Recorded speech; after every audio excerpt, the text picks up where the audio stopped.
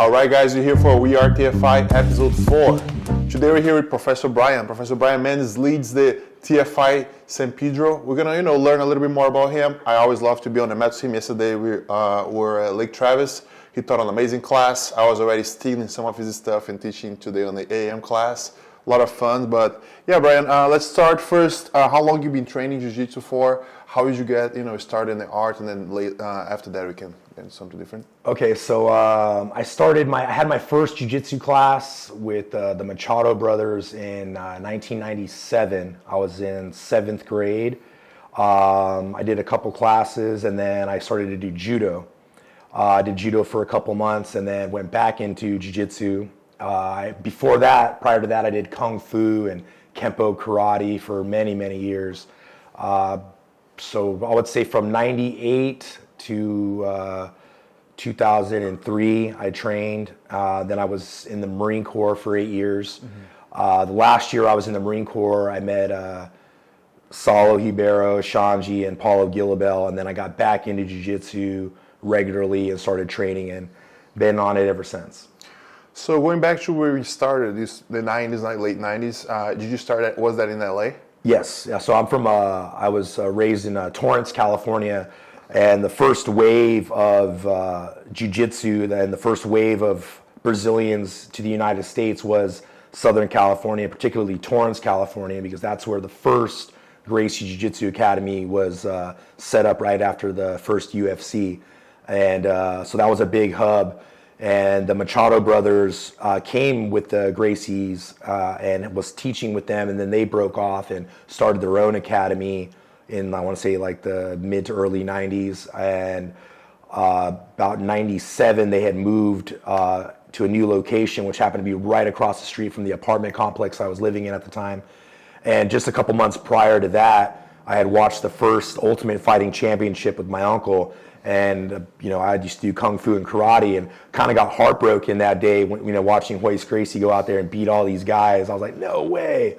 But then after that, I was like, oh man, I got to learn jiu-jitsu. And then a couple months later, the Machados opened up right across the street from where I live. So it was just like a sign.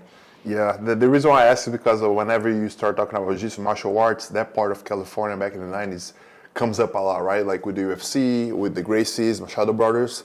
But going back to when you started, how was it like with the Machados back then? Did you have already clean geese for a trial? It was like, oh yeah, it was definitely not the same. Back then, and there's still a lot of academies that are this way. It's just kind of like you go in there and you kind of have to survive. Natural selection. Natural selection, yeah. So it's not how we run things. Where people come in, we greet them at the door, we welcome them. They have their brand new gi. It's more like it was pretty intimidating at the time. And and then for me, I had just turned 14 years old, so they didn't have a teens class. They didn't have a K2. It was literally a class for 5 to 10 year olds. And there was a couple teens that were bigger, and they made us train with the adults. Nice. So I, as 14 years old, and I was, the Machados were really big in the first 2 or 3 ADCCs. And so as a 14-year-old, I got to learn knee bars and toe holds. And to this day, the knee bar is my favorite submission. I learned it when I was 14. You're gonna make a lot of teenagers, jealous after this podcast. They could learn right away. Also, of course, as you said, it wasn't as nice. It was more natural selection, but still a cool experience. Do you remember back then, not only as a white belt, but going up? I think you mentioned to me that you got to train with Rickson Gracie. What are the other interactions you had with those people? The Machados itself, they're legends. Yeah. So you got to meet these people early on. How impactful was that? Maybe later on on your journey. Well, it was a lot. Now that I'm looking back on it, it's a lot of good and bad examples of the training was good, but again, it wasn't very wasn't very welcoming, because I remember, training there as a 14-year-old and watching guys get mad at each other and start cussing at each other. I mean, I almost seen a couple guys throw hands in there, and as a 14-year-old, that's Scary. It's kind of, but yeah, I remember being in training and, watching guys start getting mad and like start yelling at each other and like almost, throwing blows and having guys like, hey, calm down, So it was just a different environment.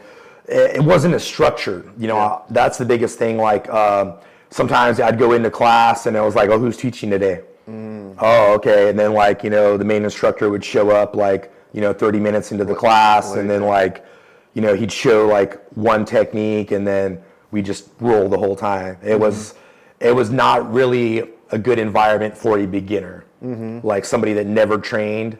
Yeah, going into that environment, and then again, that's that kind of training, style. You can't really last long. It's like sink or swim. Yeah, 100%. So just going back a little bit, you had that going on. Then did you start judo at the same time? And did you were you always able to train both, or eventually Yeah. go back to judo? My first couple years I was with the Machados, and then we moved from where we were at right across the street from the Machados, and then we moved over to Harbor City, where my judo club was at. So I was closer to my judo club than the Machados.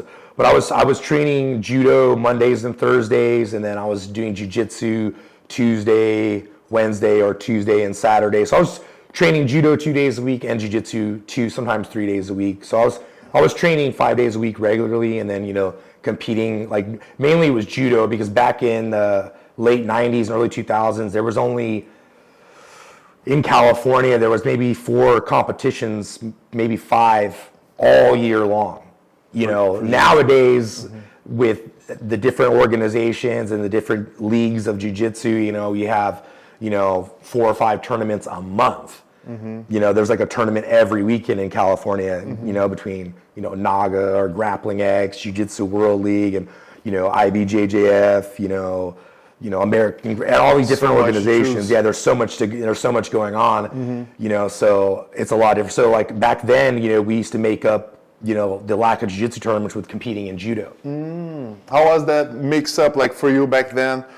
Did you feel like judo was bigger, like there was more people training judo, so you probably like get more judo training than jiu-jitsu? There was definitely more judo competitions because back then there was probably, maybe 2 judo tournaments a month just in Southern California.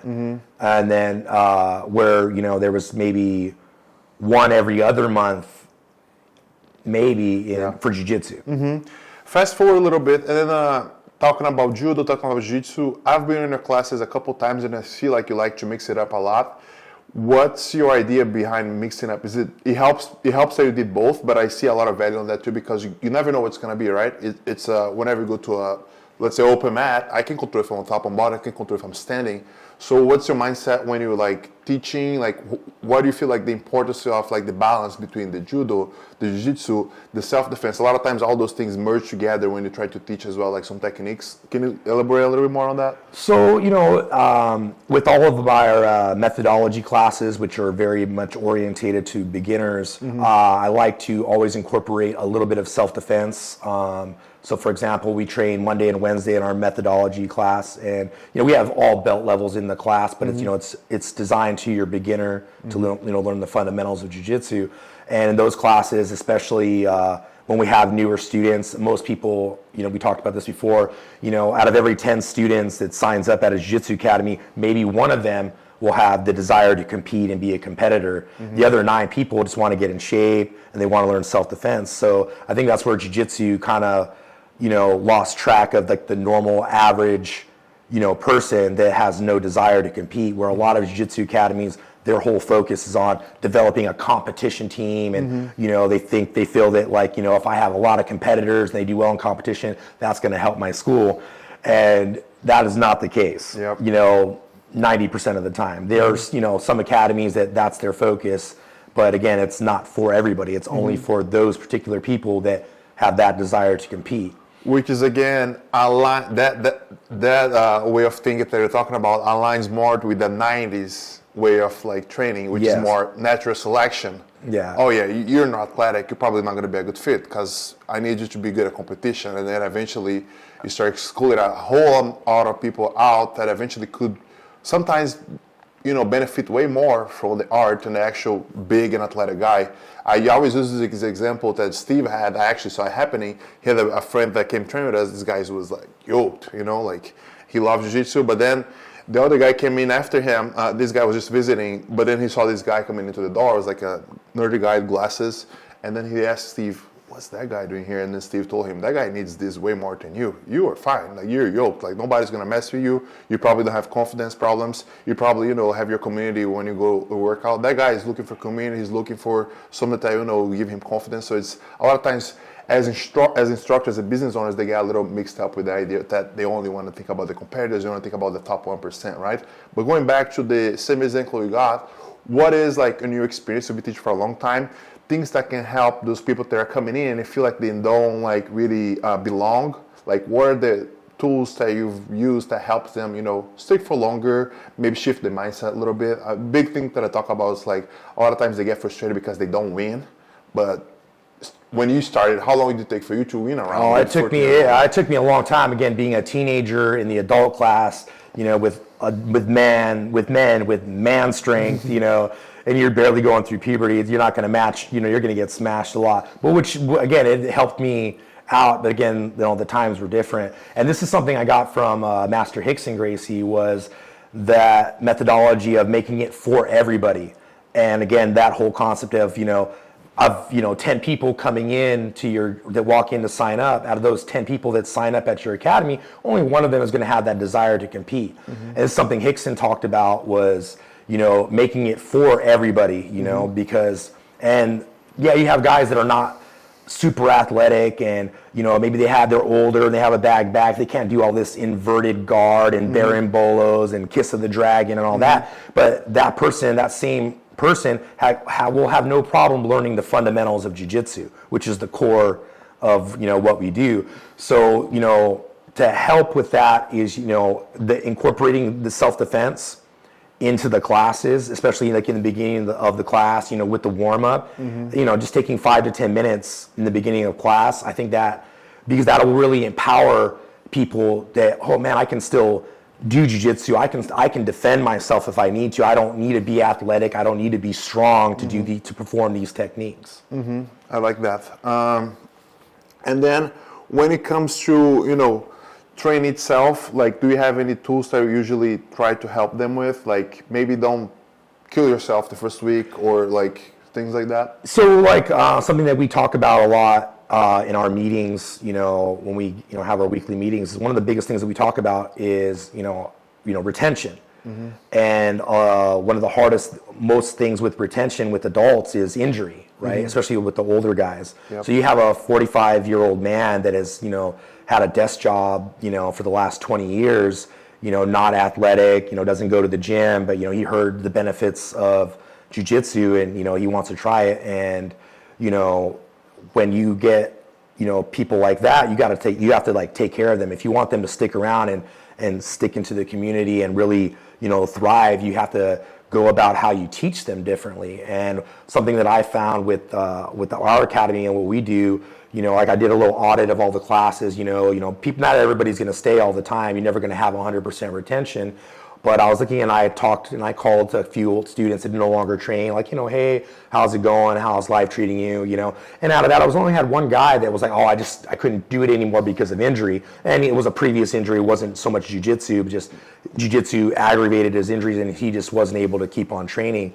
But I find, doing more of almost like a physical therapy style, mobility style, warm-up, really prevents injury. And you need that for the guys that are older. 20-year-old, 25-year-old, pro athletes don't need to warm up the mm-hmm. same way as a 40-year-old man. Mm-hmm. Younger guys, your body recovers a lot faster. You heal a lot faster. Older guys starting jiu-jitsu at 45 or even 50, mm-hmm. His body is not used to that at all. So, mm-hmm. Like we were talking about pickleball. Yep.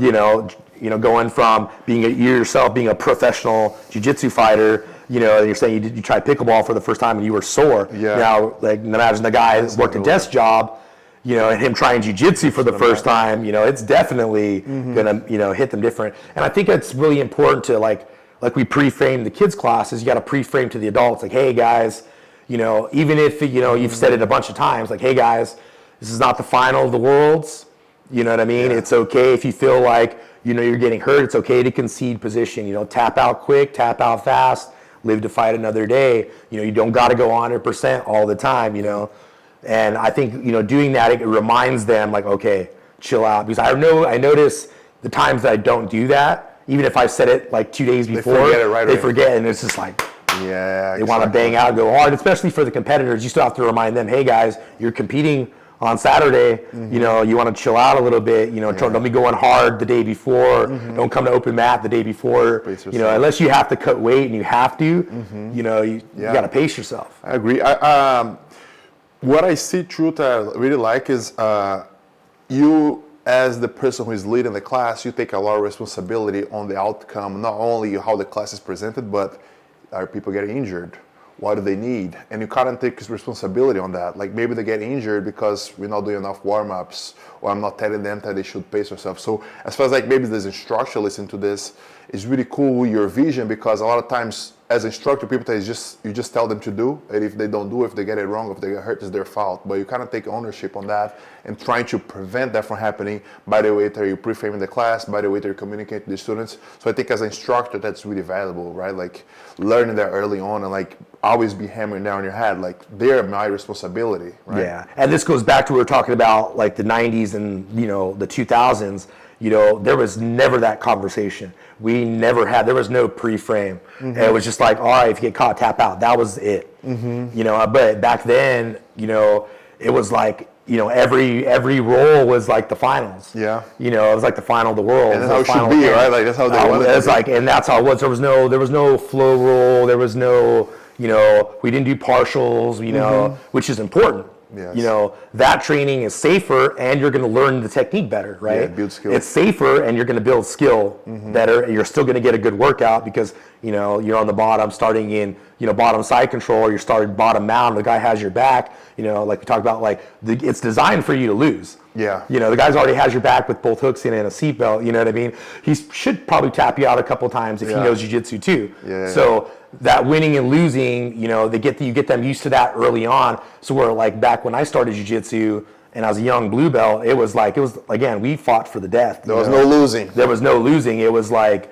oh, you got to win this. You got to win every round. I mean, guys, in the academy, guys be getting foot locked and toe hold. They're like, I'm not gonna tap out. I at the Machado Academy, I heard so many pops and snaps, and guys doing heel hooks in the gi. It was raw back then. Like you see, like seeing guys train like full on, because there would be guys in there from like sambo and shoot wrestlers, and they just be throwing a gi on because they were a visitor in the class, and guys doing about back then too, because Jiu-Jitsu was not as big as it's today, not even close, so you probably get a lot of people trying to challenge it, like, because there was no data that it actually worked, so maybe some guys would come in like, let me see if that thing really works, right? And I'm not gonna, that was another too, like, those guys, they were like, they just signed up, they wanted to test them out, maybe they were a college wrestler, or they were a former judoka, or they had some kind of like, combat background, and those are the guys that end up getting hurt because they feel like they have something to prove. Brian, how old are you today? I'll be 43 in July. So as a 43, black belt, I think that a lot of the people listening here, they could also learn with you, like, because before here you're talking about like your routine, like how you like to stay healthy and how much that helps your longevity on the mats. But a lot of times somebody's starting at 41, they don't have the habits. So are there a few things that you do that you kind of think it helps? Like maybe it's like focusing on your nutrition, maybe it's like the fitness side, like things that you think it helps you stay on the mats for longer. And if you could go a little beyond that and also even talk about your training as well, not going crazy all the time. So there's a good to open mat and like pace yourself a little bit more. Yeah. So like taking care of yourself, and this is a conversation I have, not all the time, but maybe every couple of weeks we talk about, the importance of recovery, rest, knowing like, hey, I don't need to train hard, or I don't need to train hard every day. Like some days, I can just like, hey coach, I'm a little sore, I'm not going to go as hard, or, and that's okay to do that. I think a lot of students, they have it in there, they want to keep it to themselves. Like they could be in a lot of pain, but they still want to show up. Again, they love the community, they love being around people, and they feel that like, if I'm not going hard, I'm not doing it right, or I'm not, I'm not doing the practice, I'm not giving it all. So I have to train this way. And I always tell my students, first of all, take care of your body, daily mobility and stretching. Like I always tell them, like what we do for 10 minutes in the beginning of class, you should do that, at home and extend it out a little bit longer. We can do all those stretches and make that go 45 minutes, holding the poses longer, like if it was a yoga class. But for us, it's just to, get the joints moving and kind of get everything lubricated and, get the muscles activated. And when doing that before class, and I always tell them too, we have the joke in jiu-jitsu, oh, you're a purple belt now, you can miss warm-ups. But it's like missing the warm-up, that's the mentality a lot of the younger guys have. They don't want to do the warm-up, they think it's boring. But it's important, to get that in your mind that you don't want to miss the warm-up, because the warm-up is really going to help your injury prevention. Because if you go into class, 10, 15 minutes late, and then you just go straight into technique, and you just go straight into drilling, again, and especially if your body is not used to that, you just started jiu-jitsu 2 months ago at 45 years old, that warm-up is more crucial the older you get. So for like my older jiu-jitsu guys that are coming in, with less than a year in, your body is not used to that. It's a whole different kind of work. Even if you're in good shape, even if you are athletic, your body's not used to that kind of movement. So you have to like acclimatize your body. You have to like train yourself to get used to that movement, moving your joints around. Especially, you got guys that, sit at a desk all day long, their hips and their lower back is tight, and they go out there and you start side smash passing them, they're going to get tight. They're going to be more prone to getting injured. So nutrition is huge. Getting proper rest, getting proper sleep. If you got to be up at 5 a.m., you shouldn't be up, sitting on your phone in your bed at 11 a.m., And I try to, like for me, what I do, like I put when I'm going to bed at night, I try to get in bed between 10 and 11. Sometimes I don't get home from the academy until, 8:30. So sometimes we eat dinner a little bit late. But I try to be in bed before 11 p.m. every night. I usually get up about 5:30. I just need about a solid 6 hours. But if you're only getting 3 hours or 4 hours less of sleep at night, your body is not going to heal and recover the same way. So like prioritizing your sleep, your recovery, nutrition. Like a lot of the guys on our team, we don't, I say half the guys or more on our team don't consume alcohol, like at all. Not even, recreationally a glass of wine for dinner. Most of our guys don't drink alcohol. And alcohol, I would have to say, not only like the mental part, but your cognitive, but your body. Alcohol really inhibits your body's ability to recover. So a lot of people I know, like, I want to drink a couple beers after training. It's relaxing, it helps feel good. But just just 2 beers, the smallest amount of alcohol really shuts down your body's ability to recover and heal. Like, there's all kinds of like research on alcohol. So I don't try to like tell people how to live their lives, but I try to, kind of push that direction about nutrition, prioritizing sleep, fitness. And like for me, I didn't start lifting weights until I was a black belt. I never went to the gym regularly. Yeah. Steve, Hargett, man, he's my best friend for the last, 6-7 years. And he's the one, him and Chris, like, you got to lift, man. And it's funny because when I don't lift or I don't hit the gym, I feel it in my body. So my physical therapist that I work with when I have any injuries or flare-ups, she always talks about, with your body and your joints, motion is lotion. So, you got to push a little bit away, do squats, and it's funny because like if my knees feel a little stiff, I'll go to the gym and do squats. And it's, my knees feel better. Motion is lotion. Motion is lotion, yeah. So you have to take care of yourself. Even when you're not doing jiu-jitsu, that's the thing. Some people, when they start training, they only train 2, maybe 3 days a week, but they don't do anything on their days off. They don't even stretch. You should do some kind of mobility. If it's just 20 minutes, go for a walk, lay out a yoga mat in your living room. Since Saulo was big on it, wall squats and tiger routine. But that's what you're saying, right? You got to get moving. You got to get, some sort of like activation to your muscles, because jiu-jitsu a lot of times it's a way for a healthier lifestyle, but at some point you start accumulate those mileages. You do guard for more to one side than the other. You do a lot of like, passing your knees and then it like forces your neck, and you need something to balance it out. I'm really big on that as well. It's kind of cool that I didn't know that you didn't have that in tune up to black belt. No. But it just shows like the humility of always learning, right? Yeah, see, that was also another mindset too. A lot of guys back in the day, it was just, we just got to train jiu-jitsu really hard, and you just got to bang hard every day, 5 days a week, and compete on the weekends. And again, I think that's where we've gotten smarter with training over the last 10 years. Is you see more people now, they have a physio like on hand, to handle injuries and in sports performance. Everybody I know has got like a massage therapist that they know, or a chiropractor to take care of their body. I know a lot of guys do like personal training, and or just if not personal training, they have a gym routine and they go to the gym. They have upper body, lower body day. I'm doing chest today.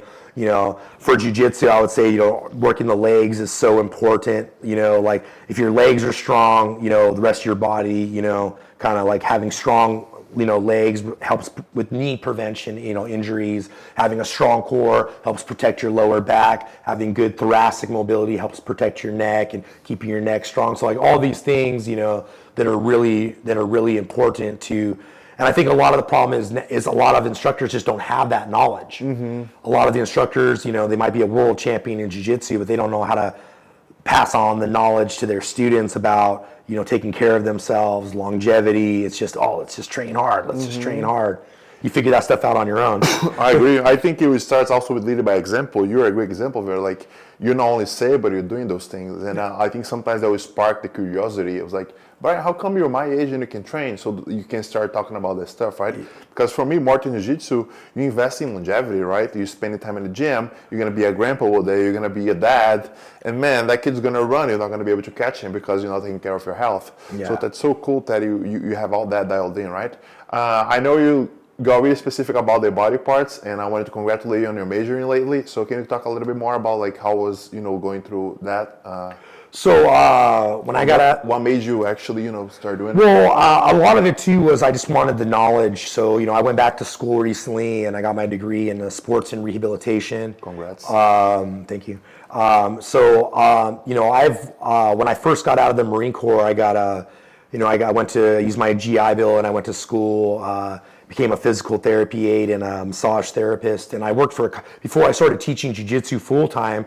I worked for a chiropractor. I was a chiropractic assistant for like 6 years. Wow. Working in doing rehab and sports rehabilitation and stuff like that. And I was like, man, this is really cool. So I had a lot of the knowledge already, but did not have the degree. So I was like, you know what? And after being out of school for 5-6 years, I was like, and I told my wife, I was like, hey Tara, what do you think about me going back to school? She's like, let's do it. So, I worked out the schedule, it worked out well, so I was still able to run my academy. The schedule at the school was, it was like hybrid, so it was like in person for all like the physical therapy stuff, like the hands-on stuff, and then all the other general ed stuff was all online. So, knocked out all the general ed stuff, and I was in there and still able to teach and stuff like that. But, being able to like work. I still have a couple of private clients that I do that they don't train jiu-jitsu with me. They just come in. Maybe I have like one or two guys a week that come in just for personal training and rehab stuff. I have jiu-jitsu guys that don't even train at my academy, but they come to me for like injuries, because I know jiu-jitsu and I know the body, and so it really helps with what we do as jiu-jitsu. And like Steve and Chris, those guys are mat specialists, muscle activation technique, which is very very similar to what is more advanced than what I do. That's on like a higher level of what I do, but it's a lot of the same concept as far as like muscle activation, getting certain things fired, getting certain muscles firing to, like, why is my knee here? Oh, well, your quad isn't firing off the right way. You have an injury. So because that, this muscle is not working right, your knee is going to have more pain because it's not getting supported the right way. And learning all that stuff and then being able to explain that to students and like, this is, learning this stuff and taking care of yourself is going to really help, with injury prevention. And again, we're talking about like with, the problem with a lot of jiu-jitsu academies is the retention with injuries. If, life is always going to happen. People are going to move away, financial reasons. But I think getting people to quit or having people quit because of injury, I think we can really prevent a lot of that with, education and proper warm-ups, not just, coming and teaching technique. Because again, a lot of these guys don't have that concept. They don't have no idea of body awareness, or, they don't know about nutrition or proper sleep, because again, they weren't doing anything that required them to have proper sleep and nutrition. They were, a 9-to-5 desk job, and now all of a sudden they're being physical and being active and sweating and pushing themselves, and, they end up getting hurt. So if you can educate your students and you have the skills and you have the knowledge to like help them with that, I think that's really gonna, It's part of the transformation that we talk about, right? Yeah. Like promote health, promote self-care, make sure that you get into your body and your mind. I think that's all should be part of the experience as a transformation itself, because you gotta be up to take on the transformation, but also you gotta be ready, and you gotta be ready to follow all the steps. If you're not ready with all the steps, you want to do the transformation, but your body doesn't want you to do it because your health, like you're not following up with the backside of it, having proper sleep, that leaving your nutrition, the alcohol, like not to judge anybody, but even as an athlete, I was watching this doctor I follow. He was talking about, which makes a lot of sense, that alcohol before. It could be a night before you exercise is highly related to tendon rupture, because what does the alcohol do to you? It dehydrates you. So your tendon is dehydrated. In the morning you feel great. I drank last night, but I feel great to train this morning, and then you go do a bench press, it snaps off because it wasn't like because you didn't warm up correctly, it was you're dehydrated. Yeah. So and hydration plays a big role as well. So all that stuff is really, really cool that we got to talk about that. Maybe now I want to shift more about kids, because I think, you ran a great program. I was there last week. I saw you guys having a judo class, and, all the kids seems really in tune. And you're a parent as well. So I just wanted you to talk about a little bit about your perspective of being a parent. What are the things you expect from your child as far as like in the jiu-jitsu journey, and also as a professor, like what are the things that you've seen on the mats, happen? Like how have you seen the transformation for kids? If you could just bring that on, because sometimes parents are listening to this too, and I don't know, sometimes they're too hard on the kids, sometimes they don't know what to expect. So just like your own experience as a coach, as a parent, and yeah. I think with kids, it varies. Sometimes you have, and this is with every sport or other martial arts, you have parents that want to like live through their kids. So you'll have a parent that is like, oh, I want my kid to compete. I want to do this. I want to do that. Maybe that parent did jiu-jitsu as a teenager, and compared to like some of the parents that didn't come from a martial art background or never trained any combat sports. I think it's a little bit different. But then I think it's also important when signing up a new kid, you explain to the parent what to expect, what our goal is, what we're trying to achieve, with their children before they start, and you kind of like lay those expectations out to the parents. And like for the most part, like before we started our new business model with the TFI experience and how we conduct things different from other academies, was just that, like letting the parents know this is what we're doing, this is our goals, what are your goals for your kid, and then telling the parents this is what we can do to help out. But again, sometimes the parents might have too many expectations of us. It's like a lot of parents, we hear them come in like, oh, he needs discipline, he needs focus, he needs this, he needs that. Or it's like your kids with us for 2 days a week for 1 hour. We can only do so much. A lot of that stuff is you at home. I talked to Rash, it's teamwork. Yeah. We work on this end, you work on your end, and then we make it happen, right? Yes. Like another thing too, like with the kids programs, something that I was guilty of over the last few years is, again, focusing on like competition and getting kids, to compete. And, we were talking about this, if you get, a lot of parents, they see, they sign up the kid at the academy, but they see the kids that have been training for a while, like doing competitions, and they're such in a rush to have their kids compete. And it's like little Timmy doesn't need to be competing at 5 years old and 6 years old. I mean, if they absolutely want to do it, we're going to support it, but we try not to push that, because, on average, kids that start competing at 5, they fall off, before they're 10. Whether it's burnout with burnout, going back to like statistically, out of 10 kids that start competing at maybe 5 or 6 years old, maybe 2 of them are going to be left at 10 because they're just either the pressure, they don't win. We don't win all the time, and that's where the importance of teaching kids. You're going to win and you're going to lose, and that's how we run things in our academies. Is you're going to win and you're going to lose. It's designed that way so that you can deal with it. And schools that don't have that mentality, and their kids do go out to compete and they get wrecked. It's like a lot of times, you got a kid that competes his first time, or it's maybe his 2 or 3 tournaments, and then he has a bad experience with competition, like he gets highlight reeled by the other kid. Even if he's another white or gray belt, but that kid's been training for a long time, doing competitions every weekend, and you have your kid doing his first comp, and then he gets lapel dragged and lands on his face, or he gets double-legged and speared really hard, or even when the referee stops the matches, the kid gets his arm ripped, and he has that horrible experience. He's not so much that he's not going to want to compete, he's not going to want to do jiu-jitsu anymore. No, which is so unfortunate because for me, the strongest impact it could have in your life is for you to be a long, your whole life a martial artist, right? And when you get that cut off so early, man, it could be so great later on in your life. Maybe it could help you on being, more emotional intelligent when it comes to your job when you're in the 30s, right? So it's so unfortunate whenever that happens because now you just maybe, because of one thing, you cut that journey right there. Maybe they'll go back to training one day, but it could be so more meaningful to this one little activity that you did as a kid, right? Yeah, and I see this more so with judo. You see judo kids, like at my judo club, for example, there's kids that just go hard all through elementary, middle school, and high school, and then once they graduate from high school and they go to college, it's like they have nothing to do with judo anymore. Like they are, because they just competed so much and so often and so hard, they are burnt out. They don't want that to be part of their identity anymore, right? Yeah, and I see that a lot more with judo. Because again, judo is a sport. It's 100% a sport. I mean, obviously it's a martial art too, but like judo is more sport and competition driven.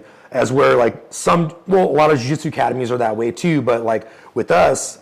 And I explained how you were one of the main guys that developed our techniques and what we do for our kids programs. And I was like, I've had some people like, other students, the people that stopped training at our academy because like they didn't like the way the new style we went from the way we were teaching before. And again, it goes back to we're trying to make it for everybody, not just for those athletic, stud kids that can, go out and win competitions every time. I pretty much what I've noticed is, our youngest kids and our, K1 and K0, it's more focused on, getting development, teaching the kids how to be physical, teaching them how to push weight around, how to, resistance and all the games that we do. I think that keeps, kids more engaged and keeps them around longer than them just going straight into like hardcore jiu-jitsu training, day one at 5 years old. Because some kids, again, you have some kids that are athletic and they just can get it like that, but then you're going to leave out so many other kids because they're not athletic. They've been on their iPad for the last 3 years not doing it. This goes back to the same thing with an adult that has a desk job. Been doing that forever, not being physical. Back to the 90s. Yeah. Natural selection. Yeah. So with kids, and I noticed with our program, it's great because the older the kids get, the more focus on jiu-jitsu technique and more of like the sport orientation side of the techniques of jiu-jitsu. It gradually prepares them. It gradually prepares them from that. And I truly believe now, that the way we're doing things will help keep them engaged and keep them in the art longer. Then when they're older, that's when I believe they should compete, after 10. Yeah. Like our K2 kids and up and our teens, that's when I feel that they can handle losses more. They can handle, because they've been training for years before, they know how to win, they know how to lose. Being at that moment. I think they do a lot better and they stick with it longer if the way that we do things. Yeah, I agree. Well, Brian, I think this is amazing. We try to keep it short, so like we always have opportunity to come back. But I think we cover a lot of good stuff, and man, what a great conversation. As I said, always pleasure. If I can ask just one more thing that I always talk about when I refer to you as a teacher is your passion behind teaching, like behind being on the mats, and also your ability to communicate super well to the students, maybe to somebody that's starting to teach now, like someone for the young or black belts, so even inside of the TFI. Is there something that you can tell them about the passion that they have behind? How were you always great at communicating? Like, how did that develop? I would say the Marine Corps, and Steve could say the same, the Marine Corps really helped. Because I was a Marine Corps martial arts instructor as well, and I would teach groups of Marines as well. So even though when I was in the Marine Corps I wasn't doing jiu-jitsu training as much, but we still did grappling, and we did martial art training and combatives, and teaching large groups of Marines at a time. I think that helped with projecting my voice, being confident. Like most people that are in the military confident, they don't really have a confidence issue. So I mean, being confident, knowing how to read the room, and then we talk about this too, what helps too is, you wake up in the morning, maybe you're having a bad day, you gotta stow that, you gotta secure that shit, because, how you feel is not your students' responsibility. So we talk about pre-framing the classes, I pre-frame my life. I'll get up in the morning and I'm like, dude, we're gonna, or maybe in the afternoon, like maybe I didn't teach in the morning, I'm gonna go teach class. Dude, I got no gi, and then I got gi right after. I'm gonna go in there and I'm gonna give them the best class ever.